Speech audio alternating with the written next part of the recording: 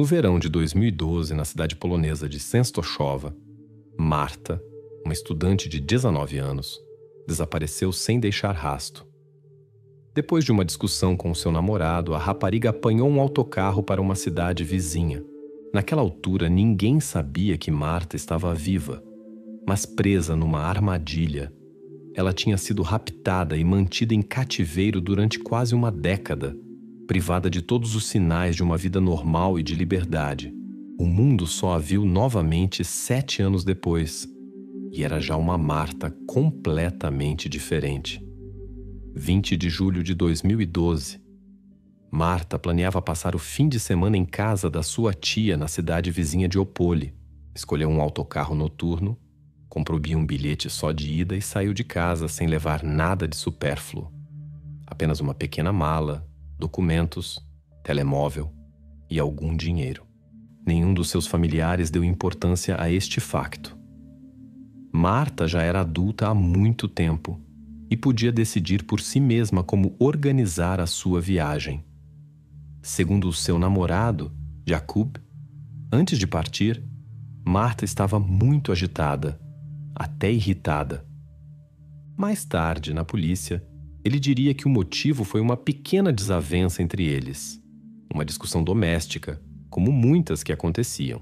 Mas no interrogatório seguinte, ele mudou inesperadamente a sua versão, assegurando que Marta estava completamente calma e até alegre, como se algo a alegrasse.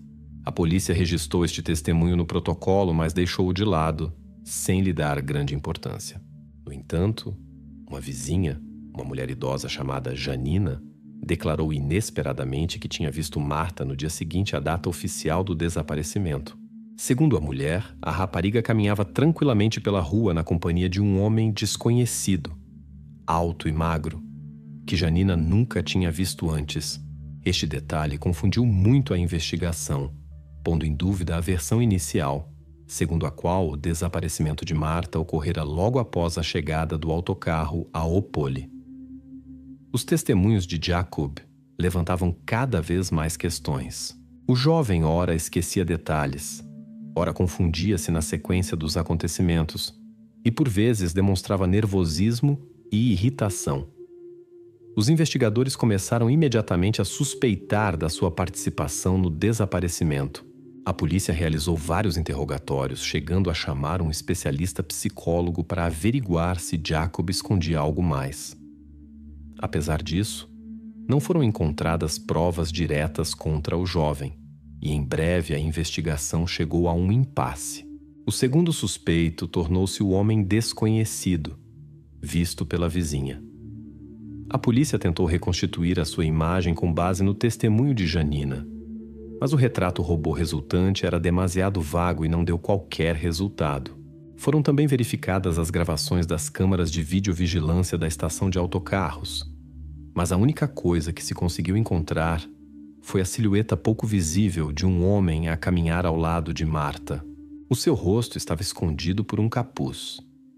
Os investigadores concentraram a sua atenção em Jakub.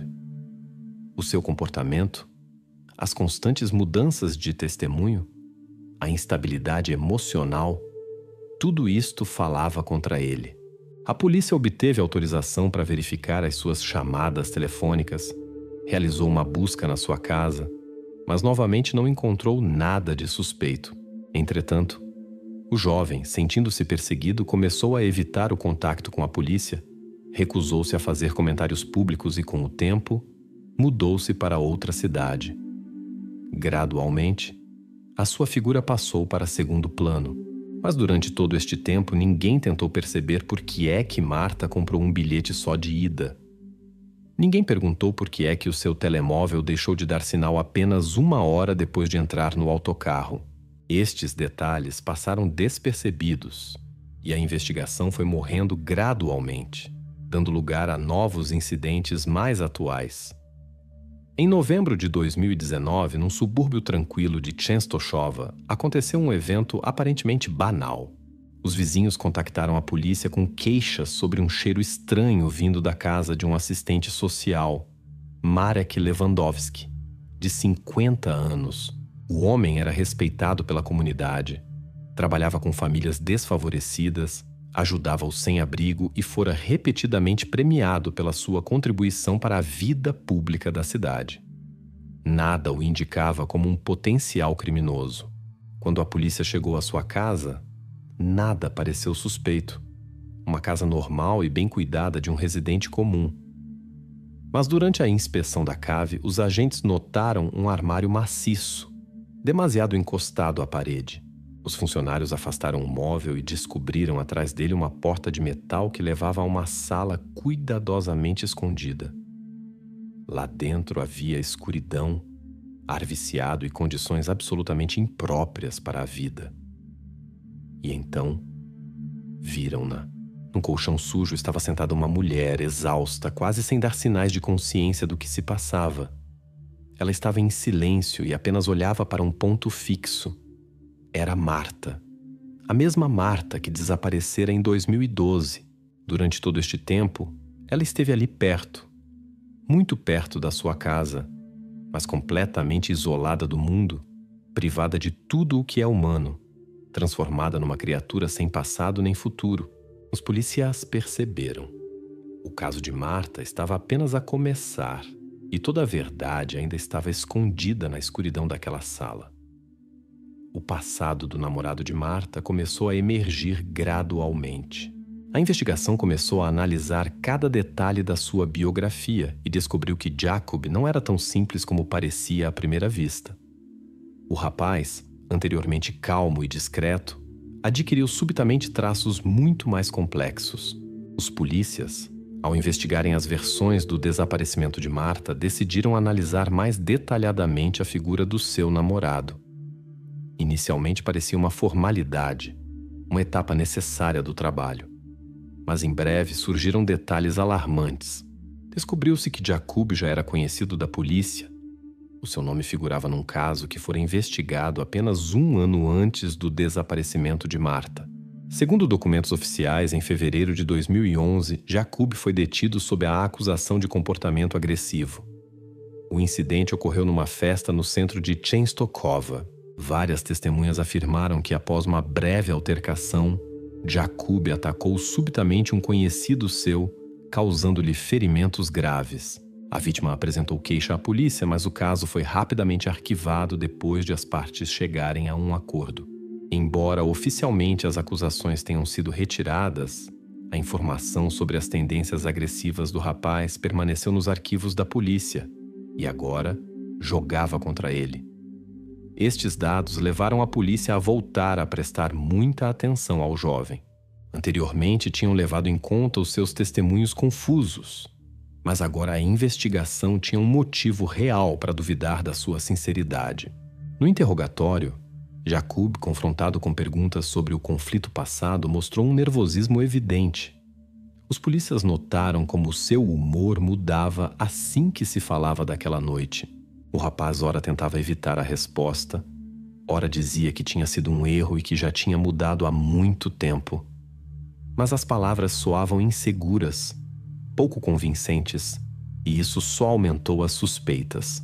Um dia, uma testemunha inesperada apresentou-se aos investigadores. Um jovem chamado Powell, que afirmou ter visto Jakub e Marta a discutir precisamente no dia do seu desaparecimento. O seu testemunho introduziu ainda mais caos no quadro do ocorrido. Pavel afirmou que por volta das 6 da tarde, enquanto estava perto da estação de autocarros, testemunhou acidentalmente um conflito emocional. Ouviu claramente vozes alteradas. Viu gestos bruscos, como Jakub agarrava a rapariga pelos braços enquanto ela tentava libertar-se. A testemunha decidiu não intervir, mas mais tarde, ao saber do desaparecimento de Marta, decidiu prestar depoimento. Esta informação reforçou ainda mais a versão dos investigadores sobre a possível participação de Jakub no desaparecimento. Após o aparecimento destes dados, a investigação submeteu Jakub a vários interrogatórios mais duros e insistentes. A polícia começou a verificar literalmente cada palavra do seu testemunho, cada intervalo de tempo, tentando encontrar uma falha na sua versão. Descobriu-se que o álibi do rapaz, anteriormente considerado convincente, começava a desmoronar-se sob um exame mais detalhado. Anteriormente, Jacob assegurara à investigação que depois de acompanhar Marta ao autocarro, fora imediatamente para casa, onde permaneceu até tarde da noite. Mas a verificação dos dados do seu telemóvel mostrou que ele saíra de casa várias vezes e até se deslocara pela cidade durante as horas seguintes. Quando lhe perguntaram por que tinha saído de casa, Jacob ficou confuso e não conseguiu dar uma resposta coerente. Os polícias examinaram atentamente as gravações das câmaras de vigilância externas. As horas e os locais que Jacob indicava não coincidiam com o que as câmaras de vídeo registravam. Num caso, ele disse que estava em casa, mas as câmaras mostraram a sua figura na rua. Quando confrontado com este fato, o rapaz primeiro negou, depois admitiu que realmente tinha saído de casa, mas não conseguiu explicar por quê. Gradualmente, formava-se um quadro em que Jacob parecia culpado. A sua reputação, manchada pelo passado, as respostas caóticas e confusas às perguntas, bem como as constantes contradições que se tornavam cada vez mais evidentes, davam à investigação o direito de acreditar que estavam no caminho certo. A investigação parecia aproximar-se do fim. O namorado de Marta parecia cada vez mais o principal culpado do sucedido. Sob a pressão das provas, os investigadores praticamente deixaram de verificar outras versões. Toda a atenção se concentrou exclusivamente em Jacob. Cada movimento seu era seguido, cada palavra era verificada e reverificada. A polícia preparou os materiais para entregar ao tribunal, confiante de que o caso estava praticamente resolvido. Os vizinhos e conhecidos da família de Marta já falavam que o culpado tinha sido encontrado, e as notícias espalharam-se rapidamente pela cidade, tornando a vida do jovem praticamente insuportável. Ele deixou de sair de casa, cortou todos os contactos com amigos e familiares, sentindo-se isolado e condenado.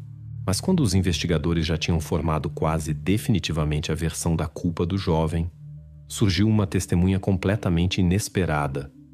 Era o motorista do autocarro em que Marta deveria viajar para a cidade vizinha. O motorista lembrava-se claramente da noite da partida e da rapariga que entrou no autocarro sozinha, sem acompanhante. Lembrou-se claramente que o rapaz a acompanhou apenas até a porta do autocarro e depois ficou parado na paragem até o autocarro partir. Estas palavras mudaram drasticamente todo o quadro da investigação, e o caso, que parecia já encerrado, tomou novamente um rumo completamente novo e inesperado. Depois de o motorista do autocarro confirmar que Marta tinha realmente partido sozinha, a investigação deu uma reviravolta abrupta. Agora, os investigadores voltaram a analisar o círculo próximo da rapariga. Inesperadamente, a sua família tornou-se o centro das atenções, onde, como se descobriu em breve, se escondiam conflitos profundos e anteriormente desconhecidos por todos. Durante uma verificação mais minuciosa dos familiares de Marta, a polícia descobriu uma estranha inconsistência. Descobriu-se que a rapariga cresceu numa atmosfera de tensão constante, embora a família tentasse esconder isso cuidadosamente dos olhares alheios. As relações de Marta com o seu padrasto, Tomás, eram particularmente tensas. Até então, este detalhe não tinha figurado no caso e não estava registrado em lado nenhum. Os investigadores decidiram aprofundar a personalidade do padrasto, que antes parecia uma pessoa impecável e confiável. Thomas vivia com a família há mais de 10 anos, ocupava um bom cargo na administração municipal, sempre gozou do respeito dos vizinhos e colegas.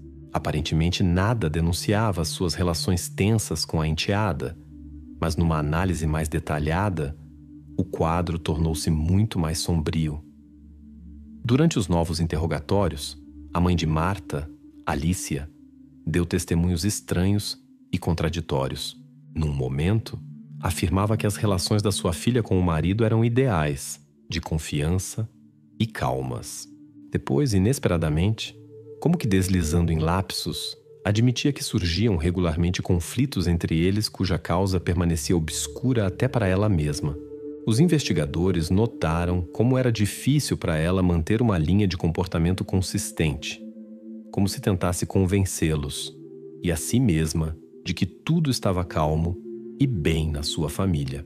Estas contradições tornaram-se ainda mais evidentes quando a polícia começou a interrogar o próprio Tomás.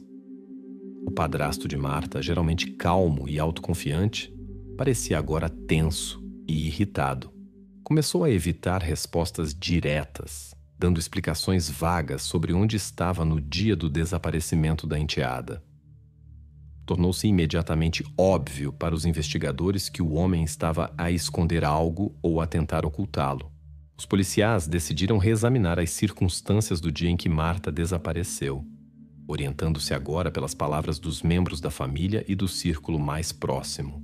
As primeiras horas de interrogatório revelaram sérias inconsistências nos testemunhos que anteriormente tinham passado despercebidas. Por exemplo, Thomas assegurava que passara o dia todo no trabalho e só regressara à casa tarde da noite, tomando conhecimento do desaparecimento da enteada pela esposa. Mas a mãe de Marta, Alicia, numa outra conversa, mencionou acidentalmente que Tomás estivera em casa a meio do dia e até falara com Marta pouco antes da sua partida. Percebendo que revelara um novo detalhe, a mulher tentou corrigir a situação, mas as palavras já tinham sido registradas pela investigação e levantaram novas questões. Outro amigo próximo da família, um vizinho chamado Andrzej, testemunhou que tinha presenciado várias vezes discussões e tons de voz elevados entre Tomás e Marta. Uma vez, ao passar pela casa, ouviu a rapariga gritar emocionalmente ao padrasto que não ia mais tolerar as suas exigências. No entanto, anteriormente, ninguém da família tinha sequer mencionado tais conflitos. Como resultado dos interrogatórios, tornou-se evidente que existia há muito tempo uma tensão na família, da qual apenas os mais próximos sabiam. Essa tensão poderia, de alguma forma, estar relacionada com o desaparecimento da rapariga. A investigação começou a trabalhar numa nova hipótese. Talvez o padrasto soubesse muito mais sobre a situação do que dizia a polícia. Em breve, o padrasto de Marta tornou-se o principal suspeito. A sua personalidade foi cuidadosamente estudada e descobriu-se que Tomás tinha evitado habilmente explicações sobre as suas ações várias vezes quando a conversa tocava no dia do desaparecimento da enteada. Além disso, foram identificadas lacunas no seu álibi. O homem não conseguiu fornecer provas convincentes que confirmassem a sua localização em algumas horas cruciais daquele dia. Os seus interrogatórios tornaram-se cada vez mais tensos. Thomas confundia-se nas respostas, ficava nervoso e, a certa altura, deixou de responder completamente, usando o seu direito de não testemunhar contra si mesmo. Tudo isto reforçou a versão de que ele poderia estar ligado ao desaparecimento de Marta. Em breve, surgiram rumores na cidade de que a polícia tinha encontrado novamente o culpado, e desta vez era um homem que muitos consideravam um pai de família exemplar. No entanto, apesar da aparente clareza da situação, ainda não havia provas diretas da sua participação no desaparecimento da rapariga. A investigação não dispunha de nada além de lacunas suspeitas nos testemunhos e evidências óbvias, mas ainda assim circunstanciais, de relações tensas na família. Nesse preciso momento, quando a investigação parecia ter chegado o mais perto possível de desvendar o segredo de família, surgiu uma nova e inesperada reviravolta no caso. Chegou às mãos da polícia uma nota anônima, enviada por correio para a esquadra sem remetente nem assinatura. O texto curto insinuava que Marta provavelmente escondia algo importante dos seus entes queridos, relacionado não com a família, mas com alguém completamente alheio. A nota virou novamente todo o caso, fazendo os investigadores ponderarem que talvez a verdadeira chave para desvendar o mistério não estivesse no seu ambiente familiar, mas noutro lugar completamente diferente. Após o aparecimento da misteriosa nota, os investigadores mudaram o foco para a procura de ligações externas de Marta que pudessem lançar luz sobre o seu desaparecimento. Documentos financeiros descobertos inesperadamente levaram-nos numa direção completamente inesperada.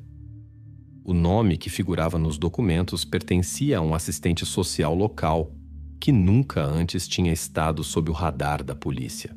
Ao verificar a informação anônima, a polícia chegou a um homem chamado Marek Lewandowski, amplamente conhecido na cidade como um funcionário consciencioso e respeitado do serviço social.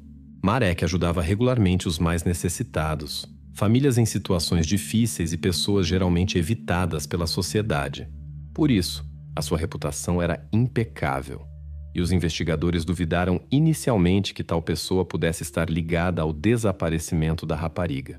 No entanto, em breve chegaram às mãos da polícia documentos financeiros que indicavam a ligação de Marek a esquemas monetários duvidosos. Estes papéis foram encontrados por acaso num dos escritórios abandonados que Lewandowski usara alguns anos antes. Entre os papéis figuravam os nomes de várias pessoas oficialmente desaparecidas. Apesar da ausência dessas pessoas, os subsídios sociais continuavam a ser depositados regularmente nas suas contas, sendo depois levantados e desaparecendo em direção desconhecida.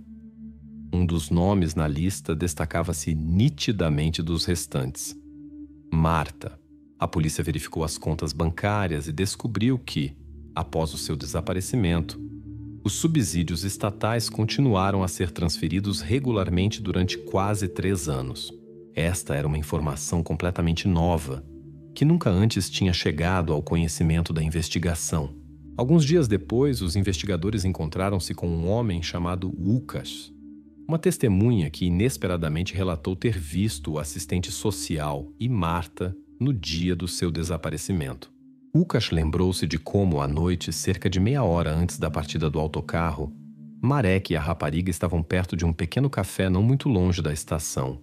A testemunha afirmou que a conversa parecia bastante séria, mas não notou nada de suspeito na altura. Só mais tarde, quando a imprensa noticiou o desaparecimento de Marta, Łukasz percebeu a importância do que tinha visto. A investigação começou a analisar de perto as atividades de Lewandowski, mas enfrentou uma forte resistência. Os habitantes locais, especialmente aqueles que beneficiavam da sua ajuda, começaram a defender unanimemente o assistente social, sublinhando o quanto ele tinha feito pela cidade. Testemunhas que tinham trabalhado com ele anteriormente descreveram Marek como uma pessoa que ajudava abnegadamente os necessitados. Asseguravam que tais acusações eram absurdas e só podiam ser uma coincidência. O próprio Marek Lewandowski manteve-se confiante e calmo durante os interrogatórios. Confirmou prontamente que tinha realmente falado com Marta naquele dia, explicando o encontro por motivos puramente profissionais. Segundo ele, Marta tinha o procurado para uma consulta sobre questões de ajuda social para um dos seus amigos. Lewandowski sublinhou convincentemente que tais conversas eram comuns e não levavam a nada a sério. No entanto, os documentos financeiros eram reais e levantavam sérias suspeitas. Por que é que os pagamentos continuaram durante vários anos após o desaparecimento da rapariga? Marek não conseguiu responder a esta pergunta. Afirmou que simplesmente fazia o seu trabalho e não controlava as operações bancárias, transferindo a responsabilidade para a contabilidade. Mas a contabilidade, como se veio a saber, não tinha informações sobre tais esquemas. Apesar das contradições óbvias, a investigação voltou inesperadamente a centrar-se na família de Marta e no seu namorado. O breve encontro perto do café parecia um detalhe demasiado insignificante face às muitas questões que continuavam a rodear o padrasto e Jakub.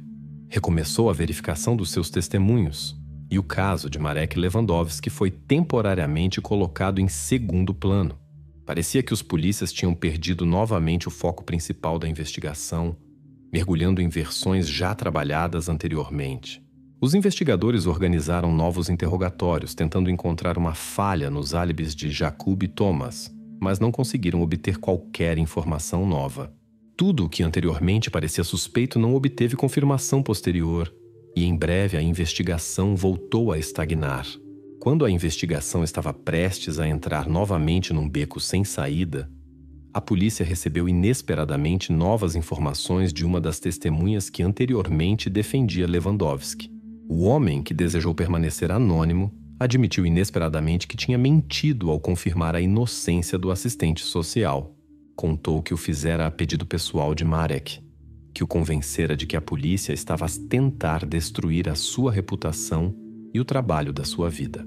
A testemunha admitiu que, na verdade, Lewandowski se tinha comportado de forma suspeita várias vezes e forçara muitos ao seu redor a manter silêncio sobre alguns detalhes das suas atividades. Esta confissão mudou instantaneamente o quadro da investigação. O assistente social, anteriormente considerado um modelo de decência, voltou a estar sob a mira dos investigadores, que agora tinham uma base sólida para reexaminar toda a informação existente sobre Marek e a sua possível ligação ao desaparecimento de Marta.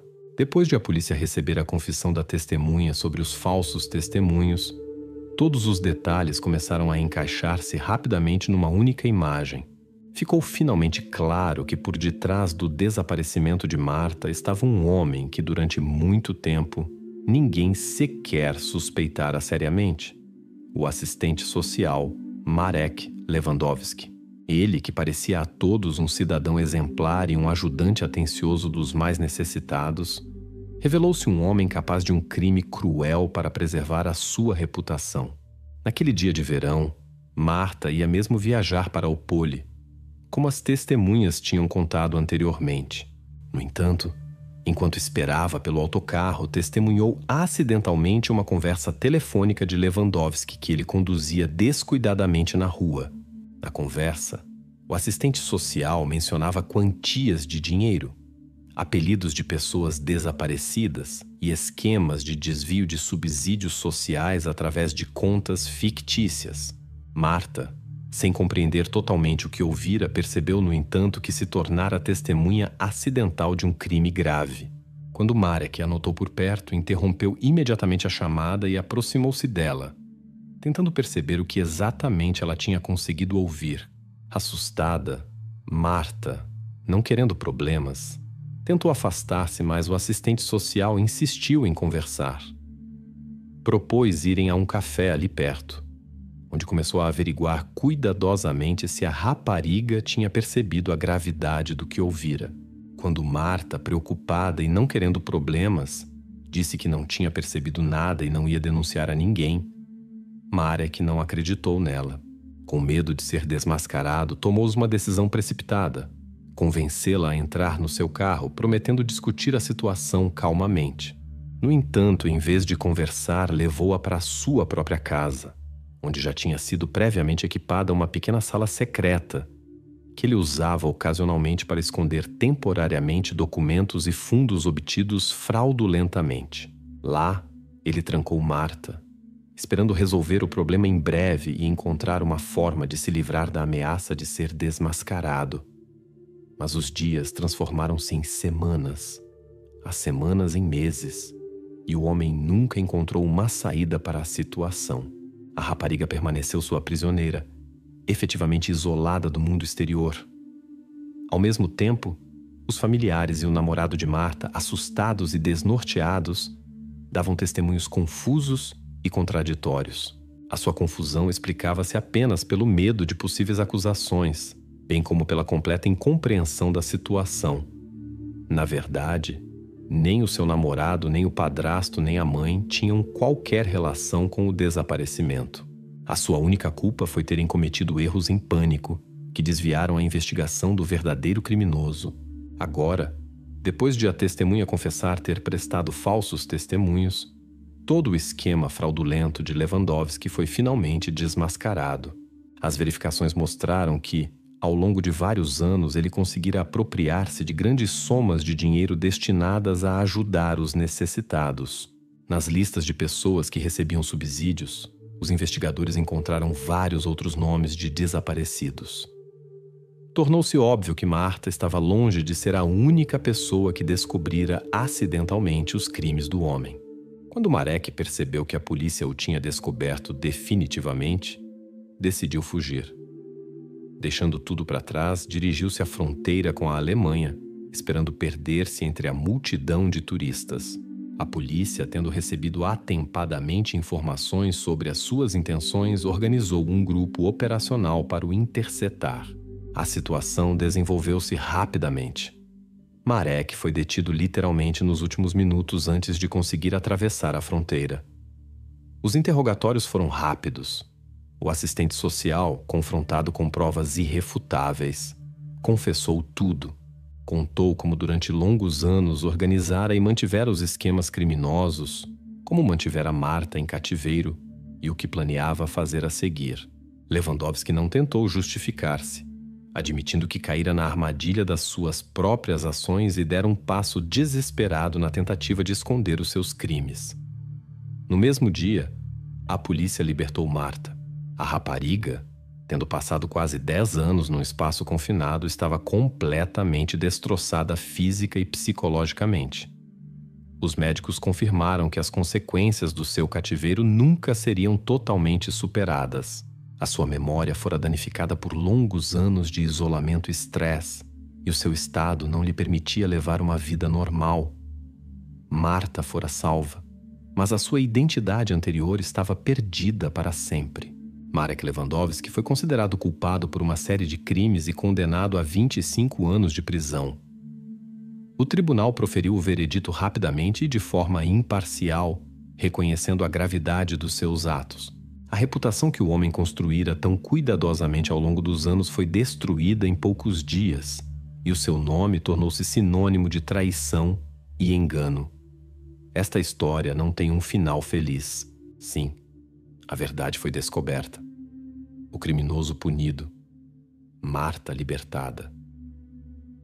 Mas demasiado tarde para salvar o que se perdeu. Os adultos, as pessoas sérias que ouvem esta história, devem tomar consciência da gravidade e fragilidade do destino humano, porque por vezes a verdade é mais terrível do que qualquer imaginação. Quando os vizinhos chamaram a polícia para uma pequena casa nos arredores de São Paulo, ninguém estava preparado para o que seria descoberto. Uma mulher estava preparando um churrasco no quintal. Mas a carne não parecia ser a da habitual carne de porco ou boi. Poucos minutos após a chegada da polícia, ficou claro.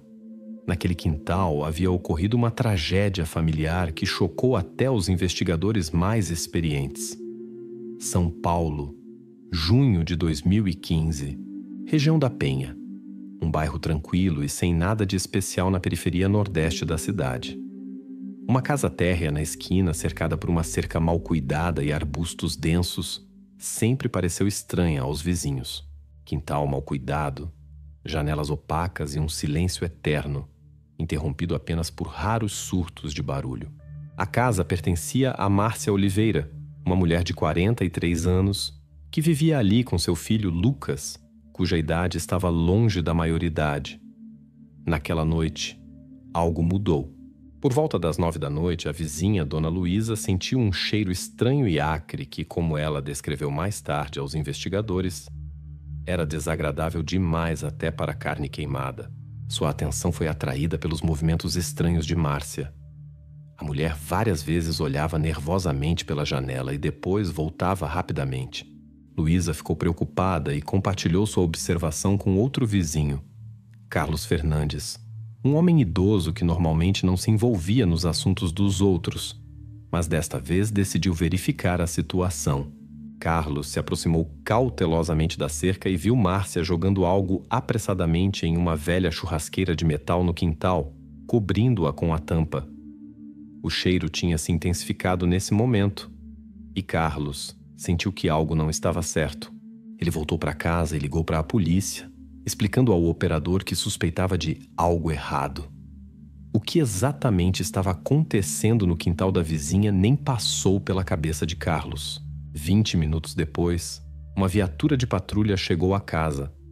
Os policiais, o sargento José Santos e seu parceiro Eduardo Pereira bateram à porta. Márcia abriu quase instantaneamente, como se estivesse esperando a visita deles. Ela vestia uma camiseta velha e jeans surrados. Seus olhos pareciam cansados, mas calmos. Santos notou que a mulher estava estranhamente nervosa. Suas mãos tremiam levemente e seu olhar evitava contato direto. Os policiais imediatamente sentiram o cheiro acre vindo do quintal dos fundos. Quando perguntaram o que estava acontecendo, Márcia respondeu brevemente: "Só estou grelhando carne. Passei um pouco do ponto." No entanto, sua voz soava insegura, e o sargento Santos, insatisfeito com a explicação, pediu para verificar o quintal. Márcia estremeceu, mas não resistiu. No quintal, Santos se aproximou da churrasqueira. Ele levantou cuidadosamente a tampa e imediatamente recuou. Dentro havia pedaços que lembravam carne, mas sua forma, cor e consistência claramente indicavam outra coisa. Márcia estava parada à distância, olhando para baixo e esperando silenciosamente pela reação da polícia. Após isolarem a área e chamarem reforços, os investigadores logo confirmaram a terrível suspeita do sargento Santos. Os fragmentos encontrados eram de origem humana. Eles pertenciam a Lucas, o único filho de Márcia, um adolescente que ainda recentemente brincava com amigos na rua vizinha. Na casa, começou uma inspeção detalhada. Os policiais notaram que na cozinha faltava uma faca de um conjunto que estava sobre a bancada. Quando perguntada sobre o paradeiro da faca, Márcia respondeu vagamente, murmurando algo sobre ela ter desaparecido alguns dias atrás. Os vizinhos interrogados pela polícia observaram que Márcia já vinha se comportando de maneira estranha há várias semanas. Luísa falou sobre suas mudanças bruscas de humor. A mulher ora parecia feliz e amigável, ora se fechava e não saía de casa por vários dias. Carlos, que chamou a polícia, lembrou que naquela noite tinha ouvido gritos altos vindos da casa de Márcia. Mas esses gritos de repente cessaram, como se tivessem sido interrompidos. Inicialmente, ele achou que fosse apenas um conflito comum entre mãe e filho, como os que ocorriam frequentemente nos últimos tempos, e não deu muita importância. Nesta fase, a investigação começou a verificar o círculo de convivência de Márcia e Lucas. A atenção foi imediatamente dirigida ao tio biológico de Lucas, Paulo Oliveira, que morava nas proximidades e frequentemente visitava a casa da família. Paulo foi observado demonstrando nervosismo e confusão em seus depoimentos quando a polícia lhe fez perguntas simples sobre os eventos daquele dia. Ele afirmou que não esteve na casa nos últimos dias, embora os vizinhos tenham relatado tê-lo visto lá na véspera da tragédia. A segunda suspeita era a amiga da mãe, Ana Maria, que recentemente havia brigado com a família por questões domésticas. Os vizinhos indicaram que nos últimos dias Ana Maria aparecia frequentemente perto da casa. Parecia agitada e nervosa.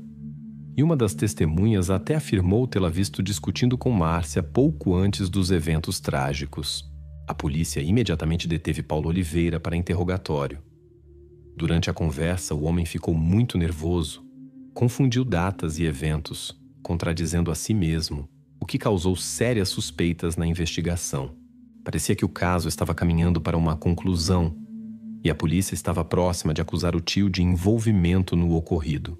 No entanto, logo após o início da investigação, um dos policiais, inspecionando o quarto de Márcia, encontrou uma camiseta suja atrás do armário. Havia claros vestígios de sangue nela. Para surpresa dos investigadores, a camiseta pertencia a Ana Maria, a amiga da mãe, que oficialmente havia declarado que não aparecia na casa há várias semanas. A investigação ficou em uma encruzilhada. O que parecia óbvio agora se transformou em uma confusão obscura, enquanto a polícia tentava entender que papel a amiga da mãe desempenhou no ocorrido. A principal circunstância da tragédia permanecia envolta em mistério. Restava uma coisa: estudar cuidadosamente a evidência encontrada. A partir desse momento, a investigação mudou de rumo, voltando a atenção para detalhes inesperados e novas testemunhas que ninguém havia considerado seriamente antes. A polícia imediatamente começou a verificar a nova pista que foi inesperadamente fornecida pela camiseta ensanguentada de Ana Maria, amiga da dona da casa. A mulher, que até então permanecia na sombra da investigação principal, tornou-se repentinamente o principal objeto de escrutínio dos detetives. Enquanto os vizinhos observavam cada passo da polícia, os investigadores preparavam uma série de perguntas para ela, cujas respostas agora determinariam a direção das próximas ações. Os investigadores logo descobriram que Ana Maria já havia chamado a atenção das autoridades policiais alguns meses antes, estando envolvida em uma história com dinheiro desaparecido do caixa de uma pequena loja onde trabalhava. O dono da loja não levou o caso ao tribunal, tendo pena da mulher. Mas o fato da tentativa de roubo foi registrado no relatório policial. Os detetives imediatamente prestaram atenção às dificuldades financeiras que, como se constatou, já perseguiam Ana há vários meses. A mulher tinha dívidas com bancos, organizações de microcrédito e foi vista tentando pedir dinheiro emprestado a conhecidos, incluindo a própria Márcia. Nesse contexto, o motivo, que antes parecia nebuloso, ganhou contornos definidos. Problemas financeiros poderiam ter levado a amiga a tomar medidas extremas. Mas poderiam eles ser razão suficiente para um crime que chocava por sua crueldade até mesmo investigadores experientes? Logo, a equipe de investigação recebeu os resultados da perícia criminalística que confirmaram adicionalmente a seriedade das suspeitas sobre Ana Maria. Suas impressões digitais foram claramente identificadas na porta de entrada da casa, contradizendo seus depoimentos anteriores de que supostamente não havia visitado a residência de Márcia por pelo menos várias semanas. Além disso, as impressões pareciam frescas, feitas literalmente na véspera da tragédia, o que aumentou as suspeitas da investigação. Ana Maria parecia confusa e nervosa no primeiro interrogatório, claramente não esperando que seu nome aparecesse tão rapidamente no centro das atenções. A mulher hesitava. Respondia de forma evasiva, constantemente ajeitava o cabelo e evitava contato visual como se estivesse tentando esconder algo. Mas o que exatamente ela estava escondendo?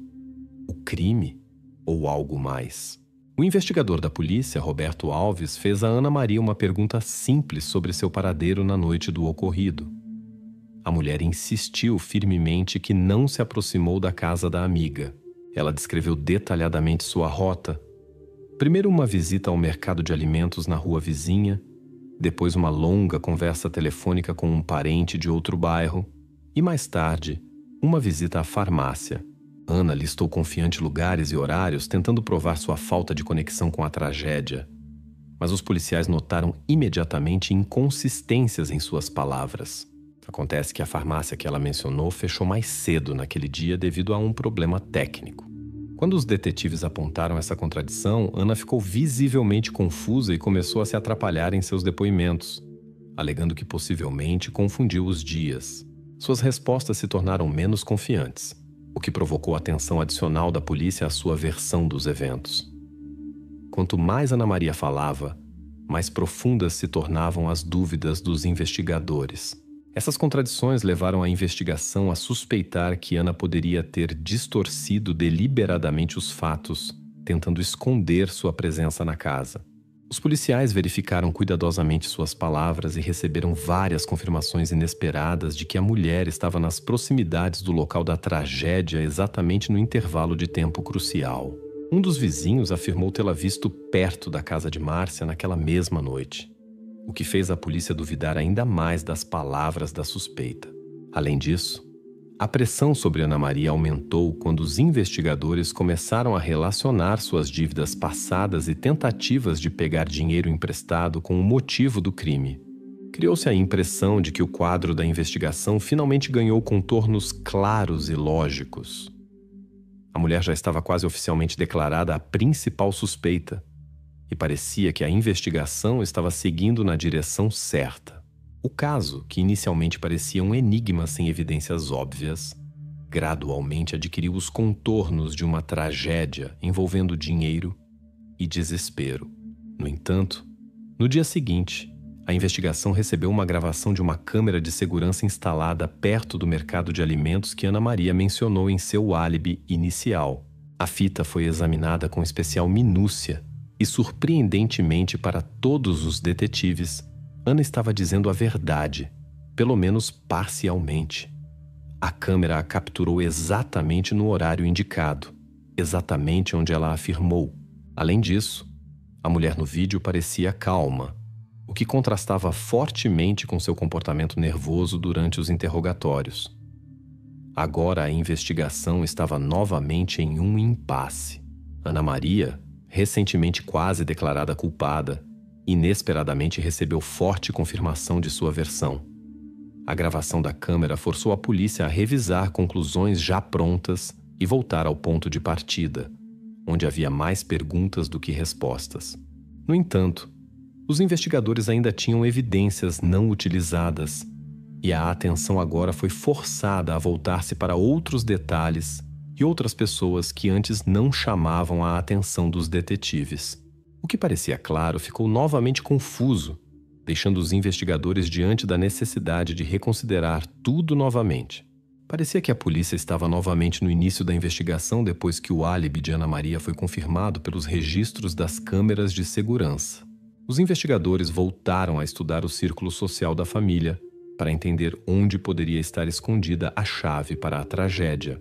Neste momento, os detetives decidiram examinar mais de perto a vida cotidiana de Lucas, esperando descobrir novas circunstâncias até então ocultas. Logo, a atenção da polícia foi atraída para informações fornecidas pela psicóloga escolar Marcela Figueira. 2 semanas antes do ocorrido, Lucas a procurou reclamando de uma atmosfera difícil em casa. Marcela contou aos detetives que o adolescente estava claramente sob muita tensão, descrevendo brigas constantes e desentendimentos com a mãe. Ela observou que anteriormente ele nunca havia demonstrado tais emoções e sempre se mantivera distante ao discutir sua família, mas agora claramente não conseguia esconder suas preocupações. A psicóloga estava preocupada com a situação e até planejava entrar em contato com a mãe, mas não teve tempo. Os detetives entenderam que isso poderia ser um sinal importante, indicando problemas dentro da família que anteriormente permaneciam fora de seu campo de visão. Confirmação adicional da situação preocupante veio da professora de Lucas, Helena Mendes. Durante uma das últimas reuniões de pais, Helena notou que o comportamento de Márcia havia mudado drasticamente. A professora informou à polícia que a mulher parecia extremamente distraída, não ouvia as recomendações dos professores e até se permitia criticar abertamente os métodos de ensino, o que antes não era característico dela. Helena enfatizou que Márcia normalmente era quieta e discreta entre os outros pais. Nunca demonstrava agressão e não participava de conflitos. No entanto, desta vez a professora ficou alarmada porque a mulher estava incomumente irritada e claramente perturbada. Ela interrompia outros pais, discutia em voz alta e parecia desequilibrada. Além disso, durante a conversa sobre o comportamento de Lucas, ela categoricamente negava quaisquer problemas em casa, alegando que o filho inventava completamente os conflitos para chamar a atenção. Durante um novo interrogatório, quando os detetives perguntaram a Márcia sobre seu comportamento na reunião, a mulher negou completamente qualquer manifestação de agressão ou comportamento incomum de sua parte. Ela garantiu que a conversa transcorreu calma e construtivamente, que a professora não falou sobre problemas de Lucas, mas, pelo contrário, o elogiou. Os investigadores novamente notaram uma estranha discrepância nos depoimentos da mãe e dos educadores, o que os fez duvidar da sinceridade da mulher. Quando os detetives falaram novamente com a professora, ela confirmou firmemente suas palavras, acrescentando que notou não apenas mudanças emocionais no comportamento de Márcia, mas também sinais físicos de forte estresse. A mulher parecia exausta, mais magra e com olheiras escuras. Esses detalhes coincidiram com os depoimentos dos vizinhos sobre seu estado estranho na véspera da tragédia, aumentando as suspeitas da polícia. No entanto, a investigação tomou inesperadamente um novo rumo quando alguns pais, interrogados pela polícia, expressaram dúvidas sobre o profissionalismo da professora Helena Mendes. Uma das mães relatou que Helena demonstrava interesse demais na vida de Lucas, constantemente perguntando sobre seus assuntos familiares, hobbies e preocupações pessoais. Os detetives não podiam ignorar esse fato. O interesse excessivo pelo aluno, possivelmente ultrapassando os limites profissionais, levou a polícia a supor que a professora poderia ter motivos pessoais, escondidos dos colegas e da investigação. A polícia convocou Helena para um interrogatório adicional, desta vez considerando-a não mais como testemunha, mas como possível participante na tragédia.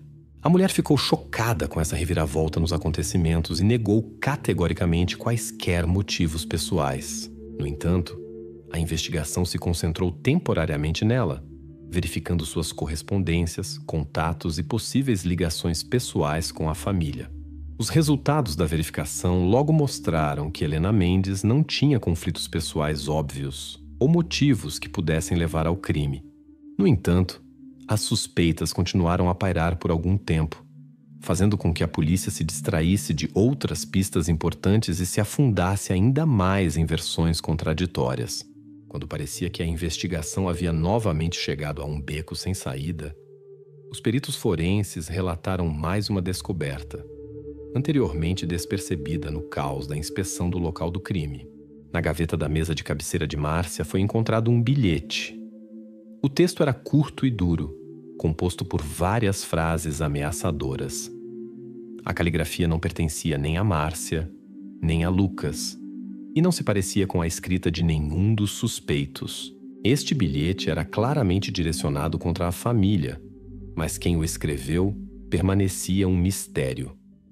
A polícia imediatamente enviou o bilhete para análise grafológica, esperando descobrir a identidade do autor. Mas mesmo antes da conclusão do estudo, uma coisa ficou clara para os detetives. Na história da família de Márcia e seu filho havia muito mais segredos do que parecia à primeira vista. O autor desconhecido das ameaças introduziu uma nova incerteza na já confusa investigação, forçando a polícia a examinar novamente o círculo da família. A descoberta do bilhete com ameaças fez a polícia revisar novamente sua abordagem em relação ao círculo de pessoas ligadas à família de Márcia. Enquanto os peritos estudavam a caligrafia do autor desconhecido, a equipe operacional continuava a verificar a área próxima na esperança de encontrar mais evidências. Foi exatamente neste momento, a apenas alguns quarteirões da casa, que ocorreu uma nova descoberta capaz de mudar completamente o curso da investigação. Em uma lixeira localizada atrás de um supermercado, um trabalhador do serviço de limpeza encontrou um telefone celular. O telefone estava ligado, mas a tela estava muito danificada, como se tivesse sido jogado com força, numa tentativa de destruí-lo. Quando o aparelho foi entregue à polícia, os investigadores rapidamente estabeleceram que era o telefone de Lucas. A importância dessa descoberta era difícil de superestimar. Talvez esse aparelho pudesse revelar detalhes das últimas horas de vida do adolescente. Os detetives se perguntavam: por que o telefone estava em uma lixeira e quem tentou se livrar dele? Os peritos conseguiram recuperar informações do dispositivo danificado e quase imediatamente ficou claro por que alguém queria tanto destruir o telefone. Nas últimas mensagens de Lucas, enviadas pouco antes dos eventos trágicos, foram encontradas frases preocupantes, sugerindo um perigo agudo. O adolescente escreveu para um de seus amigos que em casa estava acontecendo algo estranho. Em outra mensagem, ele pedia que seu amigo o ligasse urgentemente, mas a ligação nunca aconteceu. Essas mensagens curtas e fragmentadas imediatamente deram à polícia o entendimento de que o adolescente estava ciente do perigo e tentou pedir ajuda. Agora a investigação precisava entender o horário exato do envio das mensagens e compará-lo com as circunstâncias já conhecidas da tragédia. Os detetives imediatamente entraram em contato com os amigos de Lucas listados nos contatos do telefone. Um adolescente chamado Gabriel confirmou que recebeu essas mensagens, mas afirmou que as notou muito mais tarde do que foram enviadas e não teve tempo de reagir. Outra testemunha, um menino chamado Felipe, trouxe confusão ao indicar um horário completamente diferente para o recebimento das mensagens, o que contradizia as informações do próprio telefone. A polícia se deparou com uma séria contradição. O horário de envio das mensagens, registrado pela perícia técnica, não coincidia com os depoimentos das testemunhas. Os adolescentes se confundiam nos detalhes, lembrando-se de coisas diferentes, afirmando ora uma coisa, ora outra. Os investigadores não conseguiam entender se isso estava relacionado ao estado emocional deles ou se alguém estava distorcendo conscientemente os fatos. Após conversas repetidas e interrogatórios cruzados, descobriu-se que ambos os adolescentes estavam sinceramente confusos sob a influência do estresse causado pelo ocorrido. Apesar disso, a polícia ainda tinha questões sobre por que as informações eram tão contraditórias e quem poderia estar interessado em tal caos. Uma das versões que a polícia começou a considerar era que o telefone poderia ter sido deliberadamente jogado na lixeira justamente para confundir a investigação. Os detetives supuseram que um criminoso desconhecido intencionalmente enviou mensagens falsas ou alterou as configurações de horário no dispositivo para criar confusão na linha do tempo da tragédia. Essa versão parecia bastante lógica, considerando o grau de crueldade e premeditação demonstrados na própria execução do crime. A suposição parecia convincente, especialmente quando os policiais descobriram no dispositivo sinais de tentativas de invasão e exclusão de dados. Alguém claramente estava tentando distorcer o quadro dos eventos e desviar a polícia da pista, jogando o telefone longe do local da tragédia principal. Nesta fase da investigação, os investigadores já quase haviam adotado essa teoria como principal, começando a procurar possíveis suspeitos que poderiam ter habilidades técnicas suficientes ou motivo para tal ação de distração. Vários dias foram gastos verificando os moradores locais, vizinhos e até pequenos criminosos da região que poderiam ser capazes de tal ação diversiva. No entanto, nenhuma dessas direções trouxe resultados concretos, e os investigadores se encontraram novamente em um impasse. Enquanto isso, os especialistas técnicos continuavam a examinar meticulosamente o próprio telefone no laboratório. E foi exatamente sua próxima descoberta que mudou o curso da investigação da maneira mais inesperada. Na parte traseira do telefone foram encontradas impressões digitais claras. Os peritos forenses estavam certos de que não pertenciam a Lucas, nem a sua mãe, nem ao tio, e nem mesmo a qualquer um dos amigos do adolescente. A comparação com os bancos de dados da Polícia de São Paulo não revelou correspondências com ninguém que tivesse aparecido anteriormente no caso. Uma pessoa desconhecida, que até então não havia chamado a atenção da investigação, deixou uma marca distinta no dispositivo. Isso significava que a tragédia tinha um participante completamente novo, que até agora permanecia nas sombras. Os policiais teriam que descobrir quem era esse estranho e como ele estava conectado a Lucas e sua família. Agora, a investigação tomava um rumo completamente diferente. O caso, que já parecia quase resolvido, mergulhou novamente na incerteza, e a polícia começou novamente a procurar por quem poderia estar por trás do ocorrido, analisando cuidadosamente cada passo e cada detalhe dos eventos. As impressões digitais de uma pessoa desconhecida no telefone celular de Lucas forçaram a polícia a reavaliar todos que poderiam estar envolvidos nesta tragédia. Os investigadores voltaram sua atenção para Paulo Oliveira, o tio biológico de Lucas. Foi justamente seu comportamento nos primeiros dias da investigação que pareceu mais suspeito. E agora os investigadores decidiram verificá-lo novamente, aprofundando-se mais em sua vida pessoal. Logo, a polícia descobriu vários detalhes importantes que Paulo escondia cuidadosamente dos outros. Aparentemente, o homem sofria de um vício sério há muitos anos, algo que praticamente ninguém sabia, exceto os parentes próximos. A irmã de Paulo, Márcia, sabia desse problema e tentou várias vezes convencê-lo a procurar ajuda. Mas todas as tentativas terminavam apenas em conflitos agudos e brigas. A investigação revelou que os conflitos entre irmão e irmã se tornaram regulares e ocorriam cada vez mais frequentemente na presença de Lucas. O adolescente, segundo os depoimentos dos vizinhos, frequentemente testemunhava discussões emocionais entre os adultos. Os detetives começaram a se perguntar se esses constantes desentendimentos familiares poderiam ter se tornado motivo para um conflito que levou à tragédia. Os vizinhos da família confirmaram que o tio não apenas visitava frequentemente a casa, mas também regularmente dormia lá, especialmente ultimamente. Uma das testemunhas, um homem idoso chamado Roberto, relatou que várias vezes ouviu brigas altas entre Paulo e Lucas vindas das janelas abertas. Segundo Roberto, o tio gritava com o adolescente, acusando-o de desobediência e falta de respeito. Às vezes, o vizinho achava que os conflitos iam longe demais, mas não considerava possível intervir. Outros vizinhos também notaram a atmosfera tensa na casa, confirmando que Paulo vinha quase diariamente para a casa da irmã, frequentemente parecia irritado e agressivo, e não hesitava em demonstrar seu temperamento mesmo à vista dos outros. Esses testemunhos criaram aos olhos da investigação uma imagem clara de um homem problemático, que poderia facilmente perder o controle sobre si mesmo. A polícia imediatamente convocou Paulo para um novo interrogatório. Desta vez, os investigadores foram o mais insistentes possível, exigindo que ele confirmasse seu álibi na noite do crime.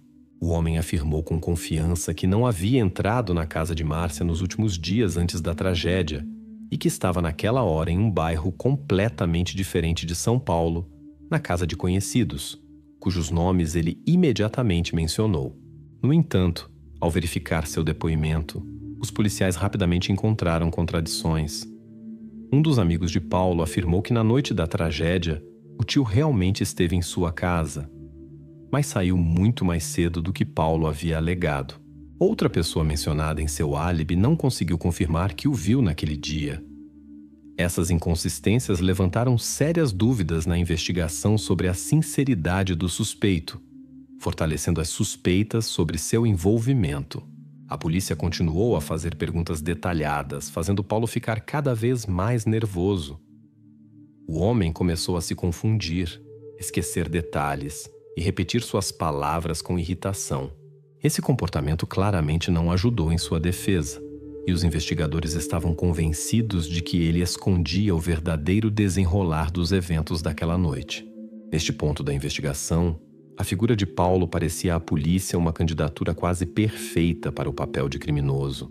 Tudo se encaixava: dependência secreta, conflitos familiares frequentes e sérios, agressividade evidente e tentativas de esconder sua presença no local. A polícia estava convencida de que o homem poderia ter cometido o crime por motivos emocionais, perdendo o controle durante mais uma discussão.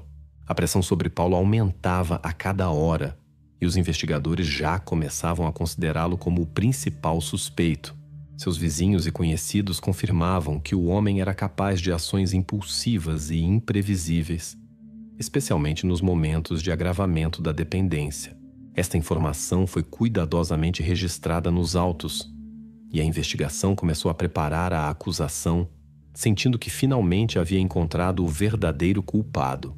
No entanto, os detetives decidiram verificar os detalhes novamente no último momento, para evitar um erro. Durante uma busca adicional no apartamento onde Paulo estava morando temporariamente, os policiais inesperadamente descobriram uma pequena evidência em papel que mudou drasticamente toda a perspectiva da investigação. Era uma passagem de ônibus com a data e hora exatas da partida. O bilhete confirmou que Paulo havia deixado o bairro pelo menos 1 hora antes do momento em que os vizinhos ouviram os primeiros sons alarmantes da casa de Márcia. A passagem era um documento oficial, confirmado pela empresa de transporte, e não deixava dúvidas quanto à veracidade do horário indicado. Esta descoberta repentina pegou a polícia de surpresa. A versão que parecia quase confirmada agora estava desmoronando. Paulo, que já estava praticamente condenado, de repente se encontrava fora do local dos acontecimentos com confirmação documental de seu álibi. A investigação teve que reconsiderar suas posições e buscar um novo ponto de partida. Descartando todas as conclusões e suspeitas anteriores, e voltando ao início da longa cadeia de evidências que não se encaixavam em um quadro único e claro. A passagem de ônibus encontrada com Paulo Oliveira mudou drasticamente a direção da investigação. Agora, a polícia foi forçada a voltar ao ponto inicial e examinar cuidadosamente a personalidade de Márcia, mãe de Lucas. Os investigadores perceberam que em seu passado poderia haver detalhes-chave que poderiam explicar os eventos do presente. E foi então que decidiram falar com uma pessoa que até então permanecia à margem. O ex-marido de Márcia, André Silva. André Silva, que vivia em um bairro vizinho de São Paulo, inicialmente não chamou a atenção dos detetives. Ele não mantinha contato com a ex-esposa e o filho há muito tempo, tendo desaparecido de suas vidas vários anos atrás. No entanto, Depois que a polícia começou a investigar o passado de Márcia, André decidiu procurar a investigação por conta própria, oferecendo-se para contar sobre eventos ocorridos muito antes da tragédia. Durante a conversa com os policiais, ele lembrou da instabilidade e comportamento agressivo de sua ex-esposa, o que, segundo ele, foi o motivo de seu divórcio. André contou que já naquela época, Márcia demonstrava instabilidade emocional, tendência a mudanças bruscas de humor e explosões de raiva sem causa aparente. O homem assegurou que uma vez até precisou ir ao hospital devido a um ferimento sofrido durante um desses episódios. A polícia imediatamente se interessou por esta informação, entendendo que no caráter da mulher poderia haver problemas profundamente ocultos que poderiam explicar o ocorrido. André confirmou suas palavras com documentos médicos oficiais que mostravam claramente que ele realmente procurou atendimento médico após um conflito em casa. Esses registros tornaram-se a primeira prova substancial de que as palavras do homem não eram acusações vazias. O ex-marido também observou que, após este incidente, decidiu não chamar a polícia, esperando salvar a família. No entanto, logo o relacionamento se rompeu completamente e ele deixou a casa cessando o contato com Márcia e Lucas. Para os detetives, estas informações abriram uma nova perspectiva. Se Márcia já havia demonstrado violência no passado, isso poderia explicar seu estado nos últimos dias antes da tragédia. No entanto, a polícia não se apressou em tirar conclusões e decidiu verificar as palavras do ex-marido através de outras pessoas que conheciam a família naquele período. Os investigadores realizaram uma série de conversas com amigos da família e conhecidos que mantinham relações estreitas com Márcia e seu ex-marido naqueles anos. No entanto, os relatos dessas pessoas não coincidiram de forma alguma com a descrição de André. O casal Cláudia e Luiz Ferreira, amigos de longa data de Márcia, ficaram sinceramente surpresos com as acusações feitas pelo ex-marido. Eles afirmaram que nunca notaram nada parecido. Pelo contrário, segundo eles, era André quem era uma pessoa conflituosa, irritadiça e frequentemente criava tensão na companhia. Cláudia relatou que viu repetidamente ele levantar a voz para Márcia em locais públicos e fazer comentários ásperos ao filho. Na opinião dela, as acusações contra a mulher poderiam ser apenas uma tentativa de André de justificar seus próprios erros e transferir a responsabilidade para a ex-esposa. Outros conhecidos também apoiaram a versão de Cláudia e Luiz, descrevendo André como uma pessoa difícil, propensa a surtos agressivos e acusações infundadas. A polícia se viu novamente diante de uma escolha difícil. Quais depoimentos considerar mais credíveis? Os do ex-marido, que possuía documentos médicos, ou dos amigos da família que o descreviam como uma pessoa problemática? Logo, os investigadores decidiram verificar mais detalhadamente a identidade do próprio André, suspeitando que ele poderia estar interessado em desacreditar Márcia por motivos pessoais. Esta versão rapidamente se fortaleceu depois que a polícia descobriu no passado de André vários incidentes com conflitos no local de trabalho e reclamações de vizinhos sobre comportamento agressivo. O homem estava se tornando cada vez mais suspeito, especialmente considerando seu desejo repentino de compartilhar informações sobre Márcia após tantos anos de silêncio. Por um breve período, o ex-marido tornou-se o principal suspeito, já que a polícia considerou que o homem poderia ter cometido o crime ou, pelo menos, provocado os eventos que levaram à tragédia. Os detetives começaram a verificar ativamente suas últimas ações, movimentos e contatos, tentando encontrar uma conexão com o incidente. A investigação chegou a considerar a teoria de que André poderia ter aparecido na casa na noite da tragédia e depois desaparecido, contando com a ausência de evidências óbvias. No entanto, quanto mais avançava a verificação, menos provável parecia a versão de seu envolvimento. O homem, apesar de sua reputação duvidosa, tinha poucas oportunidades e motivos para prejudicar diretamente sua própria família. A versão sobre o envolvimento de André desmoronou completamente quando os policiais obtiveram a gravação de uma câmera de vigilância instalada em um café do outro lado da cidade. O vídeo mostrou claramente que no dia da tragédia, André Silva estava longe do local do crime. As gravações registraram sua presença por várias horas e não deixaram à polícia nenhum espaço para dúvidas. Seu álibi era absolutamente confiável e a versão de sua participação direta não podia mais ser considerada.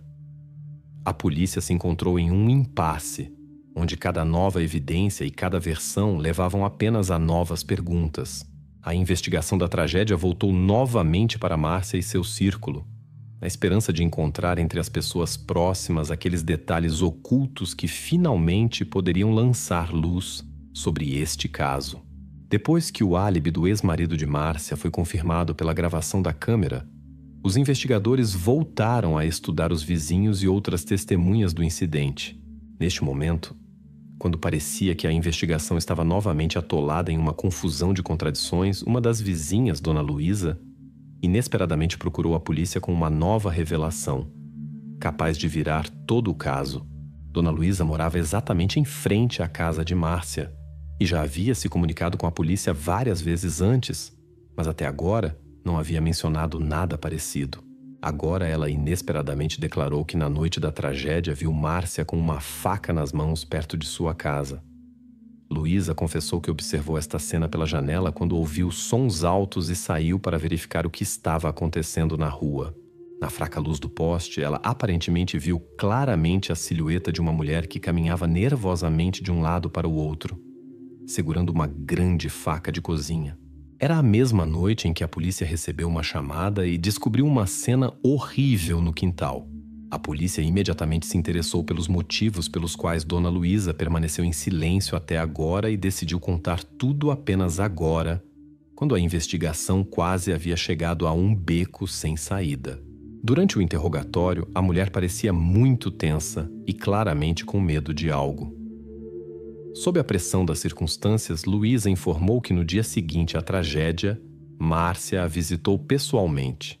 Segundo a vizinha, a mãe de Lucas deixou claro que se Luísa falasse sobre o que viu, ela estaria ameaçada de sério perigo.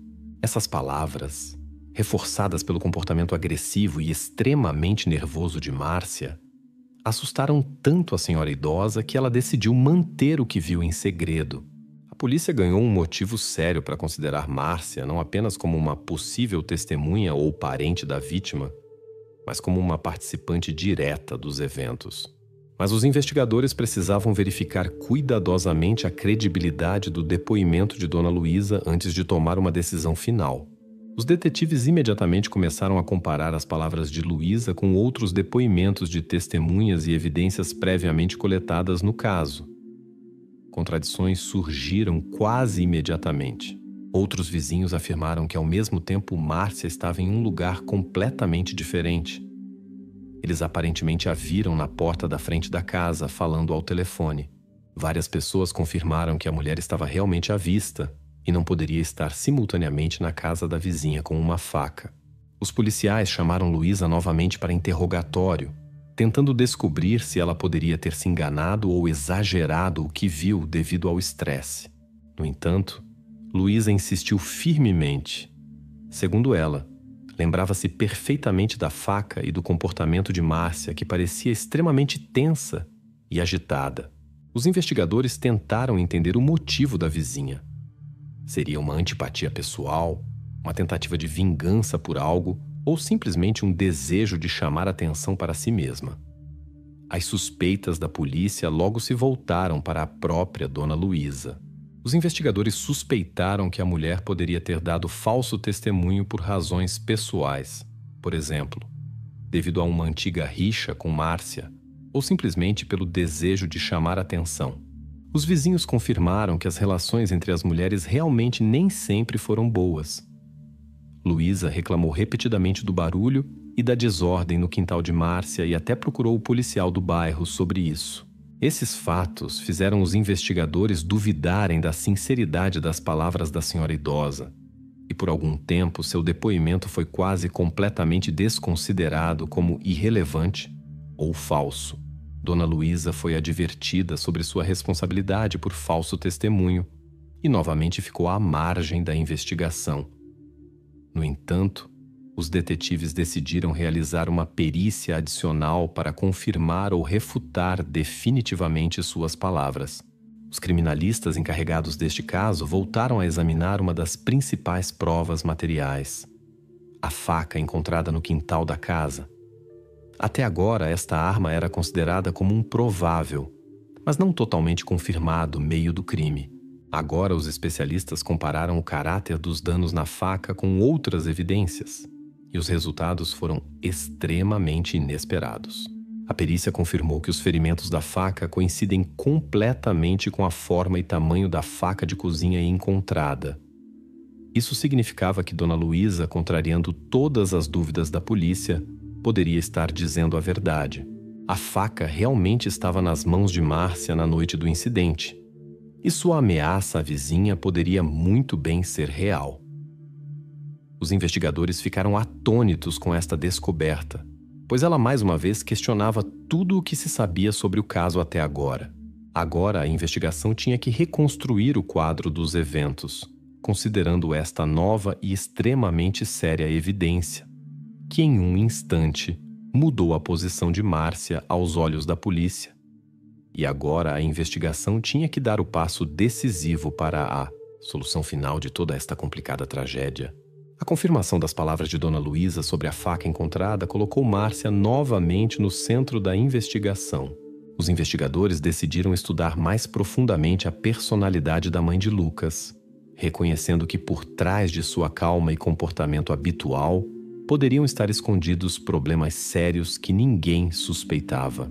Os policiais recorreram a instituições médicas e especialistas para obter um quadro mais completo de seu estado emocional e mental. Após alguns dias, a polícia conseguiu acesso a documentos médicos, anteriormente ocultos de olhos estranhos. Descobriu-se que Márcia havia procurado ajuda psiquiátrica há alguns anos, queixando-se de fortes oscilações emocionais e tensão interna constante. Os documentos indicavam que a mulher sofria de um transtorno grave, acompanhado de surtos de agressão incontrolável, o que ninguém de seu círculo suspeitava. Estas informações não apenas surpreenderam os investigadores, mas os fizeram revisar completamente suas visões sobre o possível motivo do ocorrido. Os documentos continham recomendações médicas sobre a necessidade de observação e tratamento regulares, mas a mulher parou de visitar o especialista, interrompendo a terapia no meio do caminho. Agora ficava claro que a situação dentro da casa poderia ser muito mais tensa e perigosa do que parecia para todos ao redor. A polícia chamou para uma conversa o Dr. Carlos Mendonça, que há alguns anos tratava a Márcia. Seu depoimento era extremamente importante para a investigação. O médico confirmou que a mulher foi diagnosticada com um sério transtorno mental, manifestado em instabilidade emocional, irritabilidade e agressão. Carlos Mendonça enfatizou que seu estado poderia ter piorado na ausência de tratamento adequado, o que poderia muito bem levar à perda de autocontrole em situações estressantes. O médico descreveu casos em que Márcia demonstrou raiva repentina mesmo durante as consultas, não escondendo que seu estado representava um perigo tanto para ela mesma quanto para os outros. Após estes depoimentos, a polícia ficou ainda mais convencida de que o estado emocional da mãe poderia ser um dos fatores-chave do ocorrido. No entanto, quando os investigadores tentaram obter confirmação desta informação com os parentes próximos de Márcia, os familiares rejeitaram veementemente todas as suspeitas de sua instabilidade. Os parentes insistiram que nunca notaram nada parecido em Márcia e estavam convencidos de que os documentos médicos estavam errados ou deliberadamente exageravam a gravidade da situação. A irmã de Márcia declarou que ela sempre foi uma pessoa responsável e equilibrada, embora um pouco reservada, mas não poderia haver qualquer menção de agressão ou comportamento inadequado. Os investigadores tentaram comparar o depoimento do médico e as palavras dos parentes, entendendo que a família poderia estar deliberadamente fechando os olhos para problemas óbvios, tentando proteger a reputação de Márcia ou simplesmente não querendo admitir fatos desagradáveis. No entanto, estas contradições novamente levantaram para a polícia a questão de quão confiável era a informação sobre o estado mental da mãe de Lucas. Com base nas informações obtidas, os detetives desenvolveram uma nova versão. segundo a qual Márcia poderia ter cometido o crime involuntariamente, estando em estado de colapso emocional. Possivelmente no momento do conflito com o filho, ela não estava consciente de suas ações e simplesmente não conseguia controlar a agressão, o que correspondia ao seu diagnóstico. Os investigadores começaram a verificar cuidadosamente esta hipótese, interrogando testemunhas e examinando todas as evidências coletadas. Por algum tempo, a versão do caráter não premeditado do crime parecia muito convincente, especialmente considerando a ausência de um motivo óbvio e a natureza caótica dos traços no local do incidente.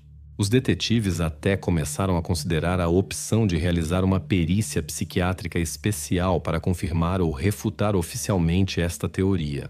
No entanto, os policiais continuaram a examinar cuidadosamente cada detalhe, não excluindo a possibilidade de que as ações da mãe poderiam ter sido conscientes e deliberadas.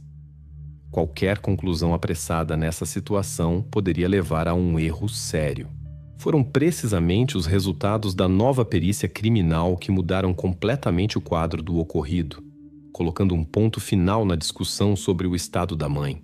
Após uma análise cuidadosa da natureza das feridas infligidas e o estudo do comportamento de Márcia no momento da tragédia, os especialistas chegaram a uma conclusão inequívoca. Suas ações foram absolutamente conscientes e direcionadas. A conclusão dos criminalistas foi categórica. Ela tinha controle total da situação e entendia as consequências de suas ações. Isso significava que a versão de um crime acidental ou não premeditado foi completamente rejeitada. Agora, os investigadores enfrentavam uma nova tarefa mais assustadora e complexa: descobrir o motivo exato que levou Márcia a um ato tão cruel, bem como entender por que familiares e parentes negavam tão obstinadamente os problemas óbvios da mulher. Cada novo detalhe revelava segredos mais profundos e sombrios, escondidos por trás da fachada de uma família comum de um bairro tranquilo de São Paulo. A conclusão dos especialistas sobre as ações completamente conscientes de Márcia não deixou dúvidas à polícia. A mãe de Lucas era a única e definitiva suspeita. Restava à investigação apenas reunir todo o quebra-cabeça de evidências e confirmar finalmente o que já se tornara óbvio. O caso chegou à sua conclusão lógica. Após uma análise cuidadosa de todos os dados coletados, os investigadores reconstruíram a sequência exata dos eventos daquela noite. Na noite em questão, ocorreu uma discussão doméstica banal, que rapidamente se transformou em algo muito mais sério. A causa do conflito, como a investigação conseguiu estabelecer, foi um mal-entendido banal entre a mãe e Lucas. O adolescente se recusou a atender ao pedido da mãe, expressou-se duramente e a mulher, sofrendo de tensão interna prolongada, instantaneamente perdeu o controle. Os policiais estudaram cuidadosamente os depoimentos dos vizinhos, mensagens do telefone de Lucas, conclusões médicas dos psiquiatras e perícias criminais. Cada fragmento de informação se encaixava perfeitamente no quadro geral dos eventos. Agora a investigação não tinha mais nenhuma dúvida. A causa da tragédia foi um surto de raiva curto, mas extremamente agressivo de Márcia. A mulher estava plenamente consciente das consequências de suas ações, como confirmado pelos resultados das perícias psicológica e criminal. No interrogatório final, que ocorreu algumas semanas após a tragédia, Márcia foi apresentada com todas as evidências e provas de sua culpa. Os detetives mostraram a ela os resultados das perícias criminais, confirmando a correspondência completa da faca encontrada com o caráter das feridas. Também foram demonstradas mensagens alarmantes restauradas de Lucas, onde ele expressava claramente medo do que estava acontecendo em casa. O testemunho da vizinha Luísa, que inicialmente levantou dúvidas na polícia, foi finalmente confirmado por testemunhos independentes e gravações de câmeras de vigilância que registraram claramente os movimentos de Márcia no momento crítico. Os documentos médicos, confirmando seu estado mental e tendências agressivas, foram complementados pelo depoimento do médico, o que excluía quaisquer explicações alternativas. Quando Márcia foi confrontada com todo este conjunto de provas, suas tentativas de negar o óbvio rapidamente desmoronaram. Seu rosto, até então mantendo uma expressão calma, quase indiferente, visivelmente empalideceu. A mulher entendeu que continuar negando era inútil e os investigadores viram como ela ficou confusa pela primeira vez, não encontrando palavras para se justificar. Márcia fez uma última tentativa de se defender, dizendo que não se lembrava do momento da tragédia e que tudo aconteceu em um estado de afeto. A mulher insistiu que nunca quis causar dano a Lucas, apenas perdeu o controle. No entanto, os resultados da perícia psiquiátrica já haviam refutado esta explicação. Especialistas estabeleceram que durante o crime, Márcia estava em plena consciência e entendia aonde suas ações poderiam levar. A pressão dos investigadores aumentava. Eles indicaram clara e precisamente que suas explicações contradiziam os fatos e conclusões dos especialistas. Na presença do advogado e com plena consciência da impossibilidade de sua situação, a mulher finalmente desistiu de mais tentativas de negação. Naquele momento, a investigação foi finalmente concluída. Márcia não tinha mais argumentos contra a lógica férrea da investigação. O processo judicial foi curto e conciso. As evidências eram tão óbvias e convincentes que a defesa praticamente não tinha o que contrapor. Apesar da última tentativa dos advogados de mitigar a pena, o tribunal considerou Márcia totalmente culpada pelo crime, destacando a gravidade particular de seu ato e a ausência de arrependimento sincero. A mulher foi condenada a 30 anos de prisão, sem direito à liberdade condicional. O veredicto do tribunal trouxe alívio aos vizinhos e parentes que finalmente obtiveram respostas para todas as suas perguntas. A investigação, que durou vários meses e capturou a atenção de todo o país, foi oficialmente encerrada. Os policiais fecharam a pasta com os materiais do caso, colocando um ponto final em um dos incidentes mais trágicos e complicados já investigados em São Paulo.